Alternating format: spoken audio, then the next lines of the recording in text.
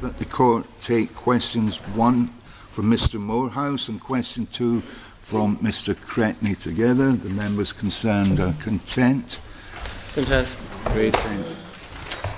Call the honourable member for Arbory, Castletown and Malew, Mr Moorhouse. Thank you, Mr President. I would like to ask the Chief Minister what the impact on island pensioners will be of the recent announcement by the BBC of changes to the provision of free TV licences for people aged 75 and over. From the Chief Minister, Mr Quayle. Thank you, Mr President. I would like to thank the Honourable Member for Arbory, Castletown and Malew, Mr Moorhouse, and the Honourable Member for Council, Mr Cretney, for agreeing to a combined response to their questions on this issue.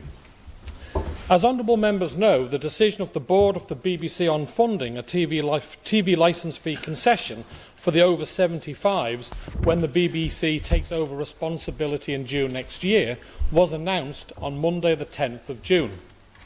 Under this decision, only households in the UK, which include a person over the age of 75 who is in receipt of a pension credit, will be eligible for a free TV licence. The BBC wrote to inform me of the board's decision and to advise that, at present, it only applies to TV licence fee payers in the United Kingdom. Shame. It does not apply to TV licence fee payers in the Isle of Man or, indeed, those in the Channel Islands. Officers from External Relations and Treasury are in discussions with the BBC on funding a TV licence fee concession for the over 75s in the island from June next year.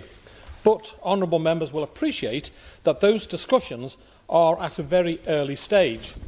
Nevertheless, Mr President, I can put on record that the BBC has been advised that the Isle of Man Government expects parity of treatment for Isle of Man residents on any BBC funding for a TV licence fee concession for over 75s in the island from June next year. For its part, the BBC has advised that any decision on BBC funding for an over 75s TV licence fee concession in the Isle of Man will be for the BBC board to take independently. Mr President, I would add, however, that it will be a matter for the Isle of Man Government to determine whether we supplement any concession funded by the BBC for over 75s on the island. Honourable members, I give my apologies to Mr Cretney as I did not call him immediately after to ask his question. I invite him to do so now, and perhaps if he has any supplementary to put it at the same time. Thank you, Mr President. My question to the Chief Minister was how the Government will respond to the BBC announcement that free TV licences for people aged 75 and over will be restricted to those in receipt of pension credit, given that this does not exist on the island. I think the Honourable Chief Minister, Mr President, has acknowledged the fact that there is a differential here, and I simply support him and the Government in terms of making sure that Isle of Man citizens are treated equally to their counterparts elsewhere, as they were in time of war. Chief Minister, do you wish to reply? Yes, I would like to reply, Mr President, and I thank the Honourable Member for Council for his kind words. Can I reassure him, and I'll go through the process of what we will be doing. Obviously, this has only happened 8 days ago, but the power for the BBC to determine TV licence fee concessions by reference to age from June 2020 is set out in Section 365A of the Communications Act 2003 of Parliament, which was inserted into the Act by the Digital Economy Act 2017. That provision has not yet been extended to the Isle of Man or the Channel Islands by an order in Council.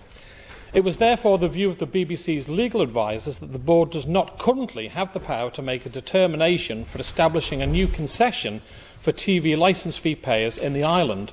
Now, the extension of the relevant enabling power is provided in the exchange of letters between the BBC and the Isle of Man Government, which resulted in the BBC contributing to the cost of funding the current TV licence fee concession for over 75s in the island in the last 2 years. Until the BBC's recent announcement, this was therefore obviously not a high priority because we were receiving this. It should be remembered that the new regime does not come into force until this time next year, and the process of extension should be quite straightforward. Dealing with an order in council to extend this power to the Isle of Man primarily involves dealing with the UK Department for Digital, Culture, Media and Sport rather than the BBC, and the DCMS was in touch with External Relations recently to discuss this matter. Supplementary, Mr Moorhouse. Thank you, Mr President, and thank you, Chief Minister. On the 4th of December 2018, I asked the Policy and Reform Minister about how the government was preparing for this possible eventuality and raised the concerns about the cost of this happening. Did the Council of Ministers do any planning in readiness for this situation? Chief Minister. Well, thank you, Mr President.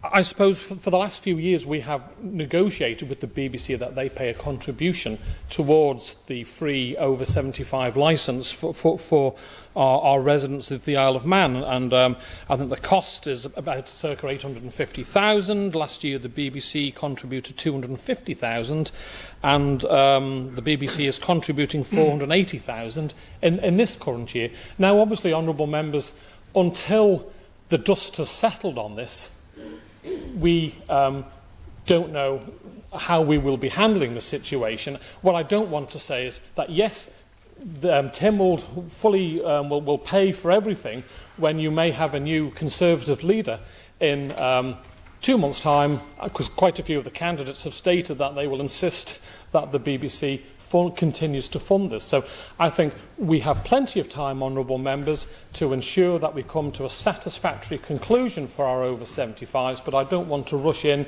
with comments now that may cost us in the long term. Supplementary, Mr Speaker. Thank you. Does the Chief Minister agree that select committees in this place and debates in this place seem to have been completely wasted on the board of the BBC, that this is a slap in the face to the Manx public, and will he review whether the Isle of Man even stays in the licence area if this is how we're to be treated by the British Broadcasting Corporation?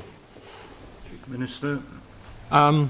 Whilst I share some of the concerns of Mr Speaker, at the end of the day, it's a commercial decision for the BBC. They did go out for consultation. They say 52% of the responses supported their view because they were threatening to shut down BBC 2, BBC 4, numerous radio stations, etc. So I think let's wait and see, honourable members, which way this is going. We've got a year to ensure that we look after our over 75s. Let's see how the dust settles on this one, and we'll move forward together. But whatever, I would like to give you the reassurance that whatever the Council of Ministers decide will be taken to Tynwald for a debate and vote.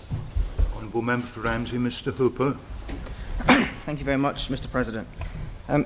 Tynwald resolved in 2016 that as a matter of policy, TV licences for the over 75s should be universally free. It was not contingent on any funding at that time from the BBC. Can the Chief Minister confirm that the decision in respect of BBC funding is entirely separate in his eyes and in the eyes of the Manx Government from the policy question that Tynwald has already settled? Tynwald has already made this decision 2 years ago, 3 years ago, nearly, to say that TV licences for the over 75s on the Isle of Man should be free. It was not contingent on any funding promise from the BBC. So can I ask the Chief Minister, what exactly is it that is up for review at this point? Chief Minister. Thank you. I think it should be obvious to the Honourable Member for Ramsey. Pound, shilling and pence, Mr President. This year we're getting £480,000 towards the cost of delivering this strategy. It costs about 850,000, so the taxpayer on the Isle of Man has saved 450,000. The previous year it was 250,000, so I would expect all honourable members to support the stance that we wait and see rather than squander taxpayers' money just to keep the honourable member for Ramsey happy. Let's wait and see, and if we have to pay the full amount, then fine, but let's see where we go on this.